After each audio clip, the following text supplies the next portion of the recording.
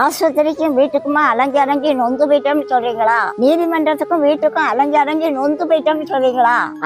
அலைஞ்சும் எனக்கு ஒரு நீதி கிடைக்க மாட்டேன்னு சொல்றீங்களா? கோயிலா அலைஞ்சும் எனக்கு ஒரு நிம்மதி கிடைக்க மாட்டேன்னு சொல்றீங்களா? என் பிள்ளைகளுக்கு வரம் தேடி அலைஞ்சும் ஒன்னும் கைகூடி வரமாட்டேன்னு சொல்றீங்களா? நான் அலையுது அலைச்சலும் படுத பாடும் யாருக்கு தெரியும்னு சொல்றீங்களா? நீங்க அலையுது அலைச்சலும் யாருக்கு தெரியாதுங்க, கடவுளுக்கு தெரியும். எத்தனை முறை அலைஞ்சிருக்கோம்னு உங்களுக்கு ஞாபகம் இருக்கா?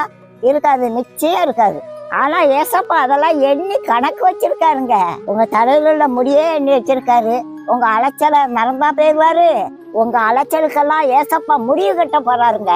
படுக்கையில நீங்க வடிச்ச கண்ணீர்லாம் காஞ்சி போயிட்டுன்னு நினைக்கிறீங்களா? இல்லைங்க, அதெல்லாம் ஏசப்பா சேர்த்து வச்சிருக்காருங்க, கணக்குல இருக்குங்க. அந்த கண்ணீரெல்லாம் பார்த்து ஏசப்பா உங்களுக்கு அற்புதம் செய்யாம இருப்பாங்களா? உங்க கண்ணீருக்கு பதில் சொல்லாம அவரால் ஒரு அடி கூட எடுத்து வைக்க முடியாதுங்க. ஏசப்பா மனதுருக்கம் உள்ள தெய்வங்க.